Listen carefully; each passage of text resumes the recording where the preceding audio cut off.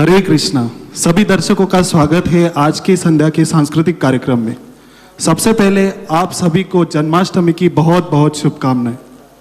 हम आपके सामने प्रस्तुत करने जा रहे हैं एक ऐसी छोटी सी नाटिका जिसका शीर्षक है भक्ति की पाठशाला। याद रहे, इस नाटिका के बहुत सारे पात्र ऐसे हैं जो अपना डेब्यू मैच आज खेलने जा रहे हैं। इस नाटिका के सभी पात्र काल्पनिक है। इसका कोई भी व्यक्ति से किसी भी प्रकार का कुछ संबंध नहीं है। यदि ऐसा प्रतीत होता है तो यह एक संयोग मात्र होगा। ये पटकथा भविष्य काल को दर्शाती है। लॉकडाउन अब खत्म हो चुका है और मंदिर के सारे प्रोग्राम धीरे धीरे रिज्यूम हो रहे हैं। आज मंदिर में लॉकडाउन के बाद पहला गीतामृत हुआ। आइए देखते हैं मंदिर में क्या हो रहा है। हरे कृष्णा। तो आज लॉकडाउन के बाद बहुत दिनों के बाद आज गीतामृत का कार्यक्रम हुआ और बहुत सारे भक्त आज मंदिर में प्रोग्राम अटेंड करने आए। चलो आज मैं अपने काउंसली से मिलता हूँ।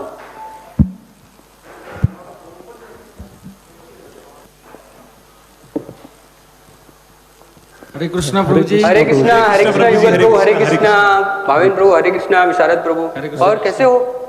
सब बढ़िया प्रभु जी। बस प्रभु जी, कट रही जिंदगी। लॉकडाउन कैसे रहा? लॉकडाउन क्या प्रभु, वर्क फ्रॉम होम था तो बस घर पे सो के काम करता था मैं तो। अरे लॉकडाउन में इतना समय मिला तो आप लोगों ने, भक्तों ने लॉकडाउन में भगवत गीता खत्म किया, श्रीमद् भागवतम का पठन खत्म किया और कई भक्तों ने तो चैतन्य चरितामृत का पठन खत्म किया। आप लोगों ने क्या खत्म किया? देखो प्रभु जी, बाकी तो पता नहीं, लेकिन घर का मैदा, शक्कर, बेसन वो सब तो खत्म किया मैंने। हाँ, देख आपके सेहत को देख के ऐसा लग रहा है। और प्रभु जी, मैंने तो मेरा जितना नेट पैक था ना पूरा खत्म कर दिया। मेरा तो छोड़ो, आजू बाजू वाले का हैक करके वो भी खत्म कर दिया। अच्छा, और युगल प्रभु आपने क्या खत्म किया? प्रभु जी मेरे पास और कुछ तो था नहीं, तो टाइम था तो मैंने उसको ही खत्म कर दिया प्रभु जी। मतलब मैंने वक्त को बर्बाद कर दिया प्रभु जी। अच्छा, तो आपने वक्त बर्बाद कर दिया, आपने बेसन आटा बर्बाद कर दिया और आपने नेट पैक बर्बाद कर दिया। लॉकडाउन में इतना अच्छा समय था, कुछ भक्ति के कार्यों में आपने व्यतीत करना चाहिए था। क्या करे प्रभु जी, टाइम ही नहीं मिलता था।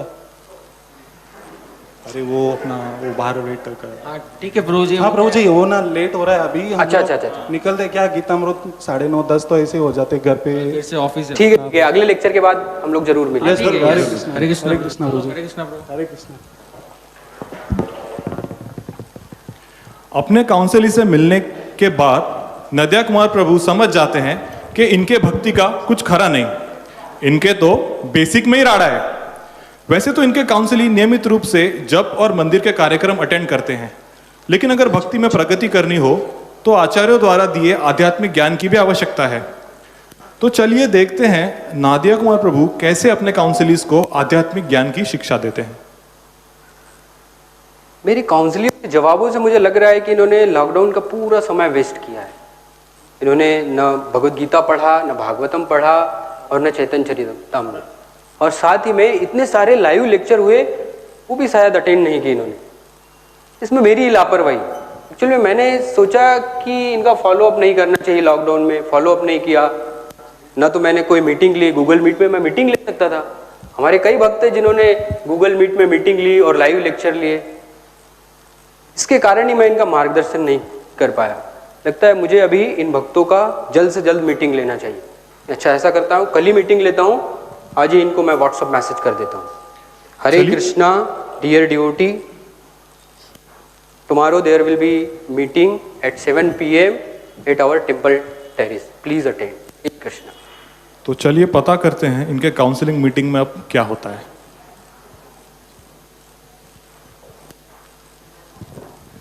हरे कृष्णा प्रभु जी। हरे कृष्णा। कैसे हो आप? मैं ठीक हूँ, आप कैसे हो? मैं भी ठीक हूँ। बाकी फिर कैसे गया लॉकडाउन में, आपने क्या किया? लॉकडाउन में कुछ नहीं, वो खाने का तेल, शुद्ध तेल, इम्यूनिटी बढ़ाने के लिए बीबी खाने के बारे में जिद कर रही थी। तो फिर लाया आपने खाना? हाँ, खाना लाया। तो फिर उसके लिए बेल? हाँ, जब भी बेल का टॉपिक निकलता था तो बीबी मेरी तरफ ही देखती थी। ओ ऐसा है क्या? वैसे तो मुझे आपकी याद आती थी, लेकिन बाय द वे आपका क्या चल रहा है? वो जी लॉकडाउन में स्पेशल माताजी से स्पेशल कुकिंग के रेसिपी सीख लिया, तो आइएगा कभी, मैं बनाऊंगा तो आप खाने ओके ओके ओके, ठीक है जान दो। अभी अब मंदिर में घर गृहस्थी का इधर टॉपिक नहीं निकालते, चलो जान दो बेटू। ठीक है। हरे कृष्ण।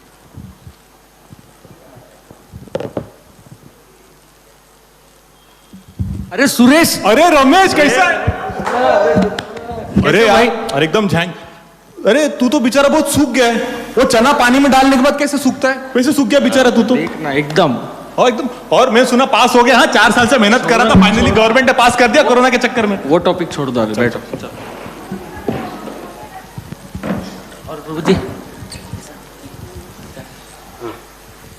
माइक ले लो। हरे कृष्णा बच्चा प्रभु, हरे कृष्णा। हरे कैसे कृष्ण, हो? युगल नाम प्रभु। बढ़िया बढ़िया प्रभु, बढ़िया हो। और बाकी सब ठीक है प्रभु, एकदम लॉकडाउन फाइन। कैसा रहा आपका? बढ़िया, एकदम बढ़िया रहा प्रभु जी। अच्छा, अरे बाल तो पूरे चले गए, 50% थे पहले। हाँ प्रभु, पर क्या वो नावी को पैसे देने से अच्छा पूरा ही निकाल दिया प्रभु मैंने। अरे ग्रेट आइडिया, ग्रेट आइडिया। अरे प्रभु, सुना है मैंने आपकी शादी तय हो गई है। अरे आपके तरफ पहुंच गया क्या न्यूज? अरे पूरे इसको नासिक को पता है। अरे हो गया प्रभु, मजाक मजाक में जाने दो ना। अरे फिर लड्डू कब खिला रहे आप?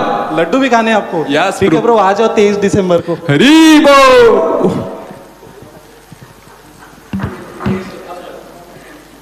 हरे कृष्णा। नहीं प्रभु जी, बैठिए बैठिए। हरे कृष्णा प्रभु जी। कृष्ण प्रभु जी, हरे कृष्ण। हरे कृष्णा, हरे कृष्णा। शुद्ध भक्त है, शुद्ध भक्त। शुद्ध भक्त है, प्योर ड्यूटी। हरे कृष्णा। हरे कृष्णा प्रभु जी। थामा थामा थामा। अरे धूर से रहने का, कोरोना चल रहा है अभी। गया प्रभु जी, गया अभी। अरे मास्क पहनने गया। कभी भूल गया। प्रभु जी भी एकदम खतरनाक है। ये प्रभु जी बोलते ही ना तो मेरे को मोबाइल वाइब्रेट होने का आवाज आता है, समझता ही नहीं क्या बोल रहे। ए प्रभु जी आगे, प्रभु जी आगे। अरे। वांछा कल्पतरुभ्यश्च। आगे का नहीं आता क्या रे? भूल गए, ठीक है छोड़ो। हरे कृष्ण प्रभु जी, हरे कृष्ण। हरे कृष्णा, हरे Krishna.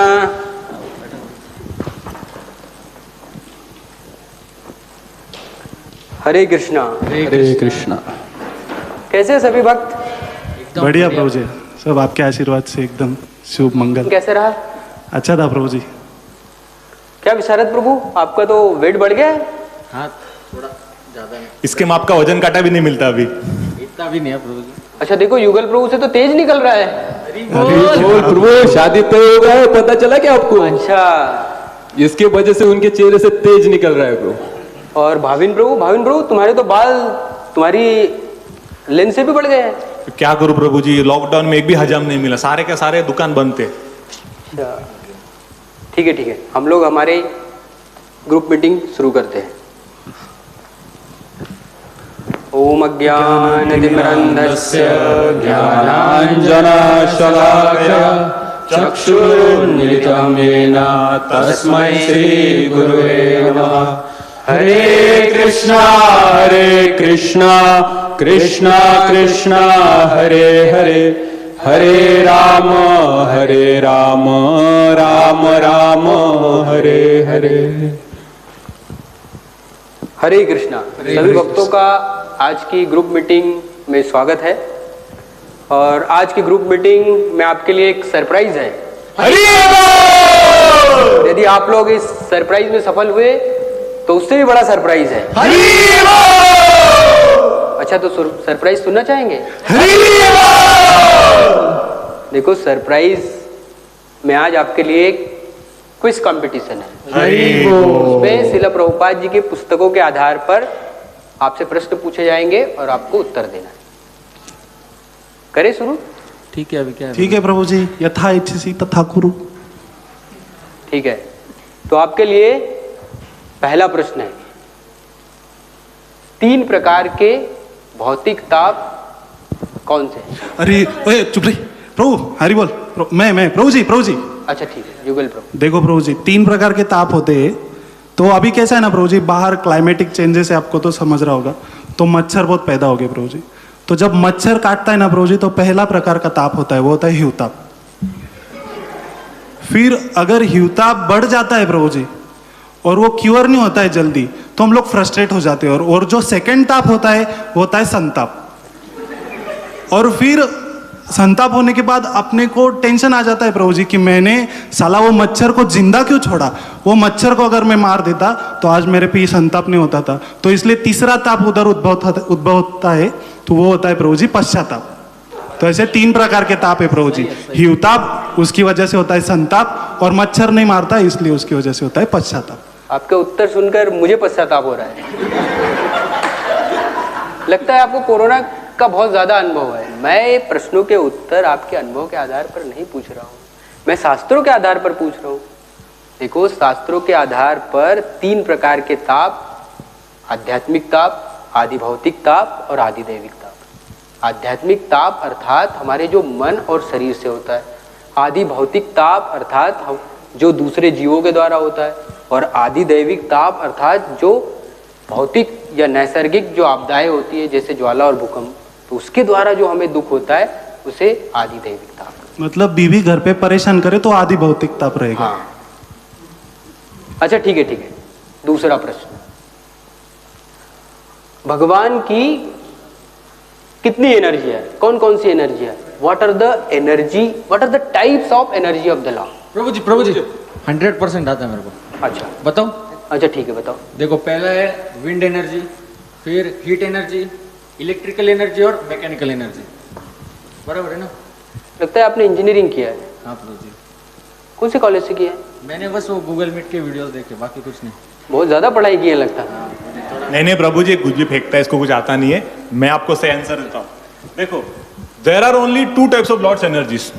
One is kinetic energy माने गतिज ऊर्जा, and second is potential energy माने स्थितिज ऊर्जा। बस 2 टाइप है और तीसरा कुछ ऐसा नहीं है। कहीं सुना लगता है। अच्छा, आपने लगता है मैकेनिकल इंजीनियरिंग किया है। हाँ प्रभु जी, आपको कैसे पता चला? हाँ, आपके उत्तर से पता लग रहा है ना। अच्छा, इसके अलावा कोई? हाँ प्रभु जी, मैं बताता हूँ। पहला है अंतरंगा, दूसरा बहिरंगा और तीसरा तटस्थ। ये इसके बारे में हम पूछ रहा था। अच्छा, थोड़ा एक्सप्लेन करेंगे? हाँ क्यों नहीं। अपन का मन अंतरंगा, अपन की बीवी बहिरंगा, अपन के बच्चे तटस्थ। अच्छा, बच्चे तटस्थ कैसे? कभी अपन ने धोया तो उधर, कभी उसने धोया तो इधर, तटस्थ। अरे महेंद्र प्रभु, एकदम ठीक है, बराबर analogy। आपने जो उत्तर बताया वो सही है, लेकिन जो एक्सप्लेनेशन है वो गलत है। देखो, भगवान की 3 शक्तियां हैं, अंतरंगा शक्ति, बहिरंगा शक्ति और तटस्था शक्ति। अंतरंगा शक्ति अर्थात जो भगवान के भक्तों को नियंत्रित करती है, वो आध्यात्मिक जगत में कार्य करती है, और जो बद्ध जीवों को भगवान की शक्ति नियंत्रित करती है उसको बहिरंगा शक्ति कहते हैं। और तटस्थ शक्ति अर्थात जो बद्ध जीव, क्योंकि वो जब भगवान की सेवा करते हैं तो भगवान के धाम में रहते हैं, और यदि भगवान से ईर्ष्या करते हैं या भोग की इच्छा करते तो उनका पतन होके वो भौतिक जगत में आ जाते। तो बद्ध जीव या जो जीव है भगवान की शक्ति, वो तटस्थ शक्ति है। तो ये 3 शक्तियां हैं।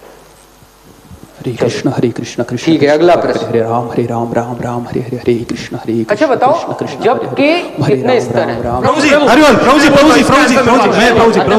प्लीज, तुम लोग नहीं, हरे कृष्ण। ये उत्तर बच्चाओं प्रभु बताएंगे। प्रभु क्या क्वेश्चन, क्या पूछा प्रभु? अच्छा, प्रश्न नहीं सुना आपने? प्रभु हरि नाम में जो इतना एब्जॉर्ब था प्रभु। मैंने हरिनाम के बारे में ही प्रश्न किया। जब के कितने स्तर है? देखो प्रभु, मुझे तो सिर्फ 3 स्तर पता है। वो पहला स्तर है जो सुबह जल्दी उठ के जप करता है, वो एक स्तर हो गया। जो रात को लेट सोता है और दोपहर को उठ को जप करता है, वो दूसरा स्तर हो गया। और रात को सोने से पहले जो जप को खत्म करता है प्रभु, वो तीसरा स्तर हो गया। जप के ये 3 स्तर है प्रभु मेरे हिसाब से। बचाओ प्रभु, मैं जप के आपके 3 स्तर नहीं पूछ रहा हूं। मैं जो हमारे शास्त्रों में शिला रूप गोस्वामी ने बताए हैं वो जप के स्तर पूछ रहा हूं। अच्छा प्रभु, मैं कभी शास्त्र खोल के देखता नहीं, मुझे लगता है हरिनाम ही सब कुछ है। नहीं, हरिनाम तो सब कुछ है, परंतु शास्त्र में हरिनाम का महत्व दिया है। अच्छा अच्छा। तो देखो, शिला रूप गोस्वामी ने भक्ति रसामृत सिंधु में जप के 3 स्तर दिए। पहला है नाम अपराध, दूसरा है नामाभास और तीसरा है शुद्ध नाम। तो एक भक्त को नाम अपराध से ऊपर उठकर शुद्ध नाम तक जाना चाहिए, और जब वो भक्त शुद्ध नाम करता है तब उसे भगवान की कृपा प्राप्त होती है। ठीक है, अगला सरल क्वेश्चन पूछता हूं। अच्छा, गुरु के कितने प्रकार हैं? गुरु के अनगिनत प्रकार लग रहे हरे हैं। कृष्णा, मैं बताता हूँ। अच्छा ठीक है, योग प्रभु बताइए। गुरु के 4 प्रकार होते हैं। एक होता है पथ प्रदर्शक गुरु, जो हमें भक्ति के मार्ग में मार्गदर्शन करते हैं। शिक्षा गुरु दूसरा, जो हमें शिक्षा देते हैं। दीक्षा गुरु, जो हम दीक्षा लेते हैं। और चौथा था चैत्य गुरु, जो हमारे अंदर परमात्मा रूप में स्थित है, जो हमें परमात्मा रूप में शिक्षा देते हैं। बहुत बढ़िया योग प्रभु, बिल्कुल सही आंसर दिया आपने। धन्यवाद। योग प्रभु ने हमारी जो ग्रुप है उसकी आज लाज बचा ली। हरी हरे कृष्ण हरे कृष्ण कृष्ण। अरे रुको रुको रुको रुको, देखो प्रभु देखो, अरे सोसाइटी हरि बोल। इन्होंने तो मेरा उद्धार कर दिया। युगल प्रभु, भावेन प्रभु, विशारद प्रभु, ये ग्रुप मीटिंग है, काउंसलिंग मीटिंग है, ये पिकनिक नहीं है। सॉरी प्रभु जी, वो शुद्ध भक्त है ना, उठाना एनकरेज कर रहे थे। अच्छा ठीक है, अगला प्रश्न, अब ध्यान से सुनो। अच्छा, गोस्वामी और गोदास में क्या अंतर है और हमें क्या बनना चाहिए? प्रभु जी मेरे को आता है, डेफिनेटली आता है, 100% नो रॉन्ग एट ऑल। देखो ये बहुत भारी आंसर। अच्छा ठीक है, भावेन प्रभु बताओ। गोस्वामी और गोदास में से अपने को ना डेफिनेटली 100% गोदास बनना चाहिए। क्योंकि देखो, अगर गोस्वामी बनना होगा तो वृंदावन में जाके रहना पड़ेगा, झाड़ के नीचे, ऊपर से गमछा पहनना पड़ेगा। और अभी आपको पता है वृंदावन में कितनी ठंडी रहती है प्रभु जी, स्वेटर पहन के आदमी कांपता है, गमछा पहनेगा तो क्या होगा। उससे अच्छा है कि गोदास बनने का, गाय का सेवा करने का, दूध पीने का, हरि नाम लेने का, भगवान के पास जाने का। एकदम राइट है, एकदम सही। क्या एकदम मस्त, इतना? अरे बिल्कुल गलत है आंसर। प्रभु जी इतना क्या बड़ा भावेन दो मार्क्स प्रभु? तो दो। आप अपने अनुभव के हिसाब से बता रहे हो, थोड़ा शास्त्रों के हिसाब से बताओ। प्रभु जी मैं बताता हूँ। अच्छा सही मैं आंसर। बताओ। तो गोदास यानी गो यानी इंद्रिया और दास यानी इंद्रियों का जो सेवक, उसे बोलते हैं गोदास। और गोस्वामी यानी जो इंद्रियों पर अपने नियंत्रण करता है उसे बोलते हैं गोस्वामी। तो हमें ना कि गोदास बनना है, हमें गोस्वामी बनना है। हाँ, तो ये सही जवाब है। गोस्वामी का अर्थ है गो अर्थात इंद्रिया, स्वामी मतलब अपने नियंत्रण में रखना, और गोदास अर्थात जो इंद्रियों को अपने नियंत्रण में नहीं रखता। तो भक्ति में अगर प्रगति करना है तो हमें अपनी इंद्रियों को नियंत्रण में रखना है, इसलिए हमें गोस्वामी बनना चाहिए। अच्छा, मतलब गोस्वामी बनने के लिए वृंदावन में गमछा पहन करने की जरूरत नहीं है? बिल्कुल नहीं, हमें अपनी इंद्रियों को नियंत्रण रखकर हम गोस्वामी बन सकते हैं। बच के भाविन प्रभु, या गमछा उड़ जाता तो फिर ठंडी बाबा। ठीक है, अगला प्रश्न। नो सिली कमेंट युगल प्रभु। सॉरी प्रभु जी। अच्छा बताओ, भक्तों के 3 स्तर कौन से? अरे प्रभु जी ये मेरे को आता है। प्रभु जी प्लीज, प्रभु जी प्लीज। अच्छा ठीक है।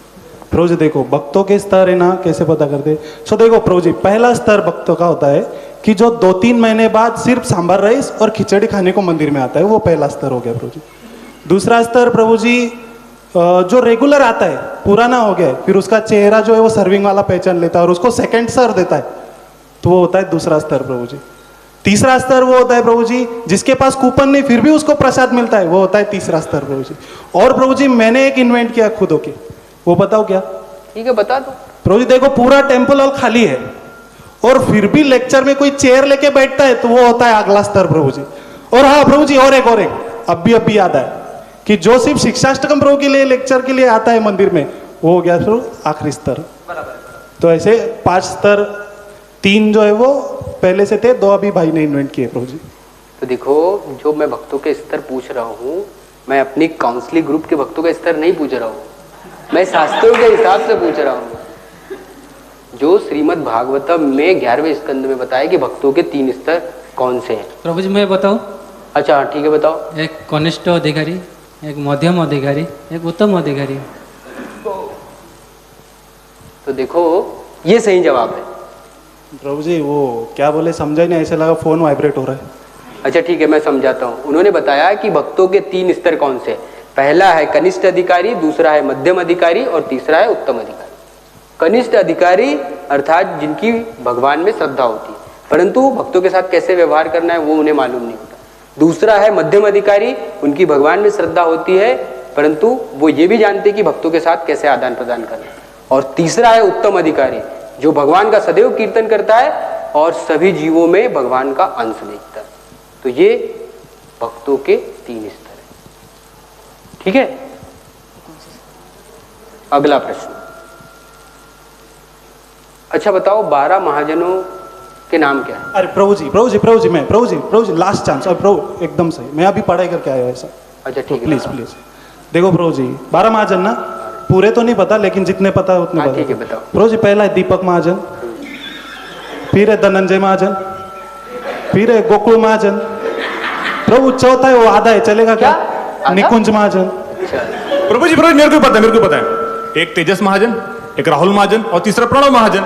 अमित महाजन। अरे वो नासिक रोड वाले कौन से? हाँ वो अरे श्रीनिवास महाजन। प्रभु जी मुझे भी एक पता है, विशेष महाजन। ये कौन है भाई? अपन की कंपनी में था। अच्छा, अच्छा ठीक है ठीक है। अरे तो मेरे प्यारे काउंसली, मैं अपने कांग्रीगेशन के महाजन भक्तों की बात नहीं पूछ रहा हूँ। मैं जो श्रीमद् भागवतम में जिन 12 महाजनों के नाम लिखे हैं, बताए हैं, उनके बारे में पूछ रहा हूँ। प्रभु जी लेकिन ये कौन से स्कंद में आता है जरा बताएंगे? 6वें स्कंद में आता है। 6वें स्कंद में आता है ना, इसलिए मैं 10वें स्कंद में ज्वाइन किया प्रभु जी इसको। बराबर। वो हंताय मद्रीरबला हरिदास वर्यो, तब मैं आया प्रभु जी। अभी 6वें स्कंद का मेरे को कैसे पता रहेगा? तो इसका अर्थ ये नहीं कि अगर आप 10वें स्कंद का प्रवचन सुन रहे हैं तो पहले स्कंद से हमें पढ़ाई नहीं करनी चाहिए। देखो, जो श्रीमद् भागवतम के 6ठे स्कंद में जो 12 महाजनों के नाम है वो इस प्रकार से: स्वयंभू नारद शंभु, कुमार कपिलो मनु, प्रहलाद जनको भीष्मो, बलिर्वैया सकीर्वय। पहले है ब्रह्मा जी, फिर नारद मुनि, फिर उसके बाद शिव जी, चतुष्कुमार, कपिल मुनि, स्वयंभू मनु, प्रहलाद महाराज, जनक महाराज, भीष्म पितामह, बलि महाराज और व्यास देव के पुत्र सुखदेव गोस्वामी, और 12वें है हमारे यमराज जी। तो ये 12 महाजन है। क्यों? क्योंकि ये भक्ति के ज्ञान को जानते हैं और ये भगवान के महान भक्त हैं, और इसीलिए भागवतम में कहा है महाजनों एन गतः स पंथ, अर्थात हमको इन महाजनों के पद चिन्हों पर चलना चाहिए। अपन नासिक इस्कॉन के 12 महाजन के पद चिन्हों पे चलेंगे तो भी सक्सेस। नो कमेंट्स युगल प्रभु, सॉरी प्रभु जी। काउंसिल मीटिंग चल रही है। चलो अगला प्रश्न है, महात्मा की 4 विशेषताएं बताओ। प्रभु प्रभु 100% इस बात। अच्छा, अभी इस तरफ से। अच्छा ठीक है। देखो, पहला है प्रभु वो हमेशा हाथ में छड़ी रखते हैं, बराबर। दूसरा है कि हाथ में भगवत गीता भी रखते हैं। तीसरा है कि हमेशा धोती कुर्ता में रहते हैं, किधर भी जाओ धोती कुर्ता में रहेंगे। और चौथा और सबसे इंपॉर्टेंट कि हाथ में लाठी रखते तभी अहिंसा का पालन करते हैं। अरे विशारद प्रभु, मैं इतिहास के हिसाब से उत्तर नहीं पूछ रहा हूँ। हमारी जो भगवत गीता में 4 महात्माओं की विशेषता जो बताई उसके बारे में पूछ रहा हूँ मैं। नहीं, वो तो नहीं पता प्रभु जी। देखो, भगवान श्री कृष्ण भगवत गीता में अर्जुन को बताए, महात्मानस्तु माम पार्थ दैवीं प्रकृतिम आश्रिता भजन्ते अनन्य मनसो ज्ञात्वा भूतादिम अव्यय। तो इस श्लोक के अनुसार महात्मा की जो 4 विशेषता है वो है, पहली है कि वह भगवान की दैवी प्रकृति पर आश्रित होता है। दूसरा, वो अनन्य भाव से भगवान का भजन करता है। और तीसरा है कि वह भगवान को पूरी सृष्टि का स्रोत मानता है। और चौथी विशेषता है कि वो भगवान को आदि और अविनाश पुरुष मानता है। तो ये महात्मा की 4 विशेषता है। चलो ठीक है, अब आखिरी प्रश्न से। प्रभु जी मेरा एक ना पर्सनल डाउट है। अपन हर लेक्चर के बाद बोलते हैं कि नित्यम भागवत सेवया, नित्यम भागवत सेवया, उसका मतलब क्या होता है प्रभु? प्रभु जी मैं बताऊं, इनको कुछ आता नहीं, मेरे को पता है। अच्छा ठीक है, बताओ। नित्यम भागवतम सेवा है मतलब मंदिर में गीतामृत होता है, संडे भागवतम होता है, रेगुलर भागवत कथा होती है, तो उसके बाद जो सेवई स्वीट बटती ना वो नित्य रूप से खानी चाहिए, मतलब नित्यम भागवतम सेवा। एकदम बराबर प्रभु, एकदम बराबर बोला है, ये सही होना चाहिए। बराबर प्रभु जी। तो जो तारक प्रभु, मैं आपके हिसाब से उत्तर नहीं पूछ रहा था। जब हमारे प्रवचनकर्ता जो है प्रार्थना में ये श्लोक गाते हैं, नष्ट प्रायेषु अभद्रेषु नित्यम भागवत सेवया भगवती उत्तम श्लोके भक्तिर्भवति नैष्टिक, ये श्लोक के हिसाब से पूछ रहा था मैं। तो देखो, इस श्लोक के हिसाब से नित्यम भागवत सेवया का तात्पर्य है कि हमें नित्य रूप से भागवत का श्रवण करना चाहिए या भागवत का पठन करना चाहिए। जब हम नित्य रूप से भागवत का श्रवण या पठन करते हैं तो हमारे जो अंदर अनर्थ है, जो कलमश है, वो दूर हो जाते हैं और इससे फिर हमारी भगवान और भक्ति पर श्रद्धा दृढ़ हो जाती है। तो ये नित्यम भागवत सेवया का अर्थ है। ओके ओके, चलो ठीक है। तो अब मैं आखिरी प्रश्न पूछता हूं कि 4 युगों में क्या अंतर है? प्रभु जी 4 युग। रुको, पहले मैं 4 युग बता देता हूँ, उसके बाद उत्तर बता। देखो, पहला युग है सतयुग, दूसरा है त्रेता, तीसरा है द्वापर और चौथा है कलयुग। तो ये 4 युगों में अंतर बताना। प्रभु जी मेरे को आता है। भाविन प्रभु प्लीज 2 मिनट मेरे को इस बार प्लीज। वो कैसा है प्रभु जी कि सत्ययुग, त्रेतायुग, द्वापर युग और कलयुग, ऐसा 4 युग होते हैं। तो सत्ययुग, त्रेतायुग और द्वापर युग, ये इनमें कोई अंतर नहीं है प्रभु जी, they are close to each other. लेकिन जो कलयुग है प्रभु जी, उसमें क्या हुआ ना, कोरोना आ गया तो उसने सोशल डिस्टेंसिंग ला दिया प्रभु जी, तो उसकी वजह से अंतर बढ़ गया। तो ये अंतर है प्रभु जी। अच्छा, तो ये अंतर है। और कुछ इसके भी अलावा फेंकता है प्रभु जी, मैं आपको ना इस बार गारंटी देता हूँ, परफेक्ट आंसर 200% पक्का, किधर भी गलत नहीं जाएगा, देखना। तो जो सतयुग था ना प्रभु जी, उसमें सब लोग धर्म कर्म का अच्छे से पालन करते थे। तो जितनी भी उनके पास संपत्ति थी, पैसा था, सारा का सारा भगवान के सेवा में लोग लगा देते थे। फिर त्रेता युग में क्या हुआ, लोग थोड़े कंजूस हो गए, तो उन्होंने क्या किया, एक ऐसा लाइन बनाया, लाइन, और पैसा हवा में उड़ा दिया। तो फिर उन्होंने क्या बोला, लाइन के उस तरफ जो पैसा गिरेगा वो भगवान का, लाइन की तरफ जो गिरा वो अपना। और उसके बाद द्वापर युग आया, द्वापर युग की पब्लिक और कंजूस हो गई, तो लोग ने क्या किया, एक सर्कल बना दिया, सारा का सारा पैसा हवा में उड़ा दिया। जो सर्कल के बाहर गिरा भगवान का, सर्कल के अंदर गिरा वो अपना। और कलयुग में प्रभु जी और कंजूस हो गए लोगों ने क्या बोला, भगवान को सारा का सारा पैसा ऐसे लिया हवा में और उड़ा दिया, और भगवान को बोला, ए भगवान तेरे को जितना चाहिए तेरे पास रख, जो नहीं चाहिए हमको दे दे।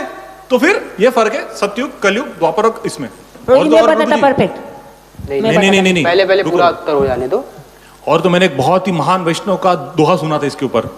उन्होंने बोला था, राम युग का दूध, कृष्ण युग का घी, राम युग का दूध, कृष्ण युग का घी, कलयुग की चाय फूक फूक के पी। प्रभु जी ये सही होना चाहिए। अभी बहुत बड़ा था प्रभु जी, बहुत बड़ा अरे आंसर था। बड़ा आंसर है तो इसका अर्थ सही कुछ थोड़ी हो।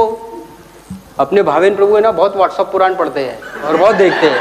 ये जो उत्तर है ये व्हाट्सएप पुराण से है, मैं अपने शास्त्रों के आधार पे पूछ रहा हूँ। मैं बताऊं?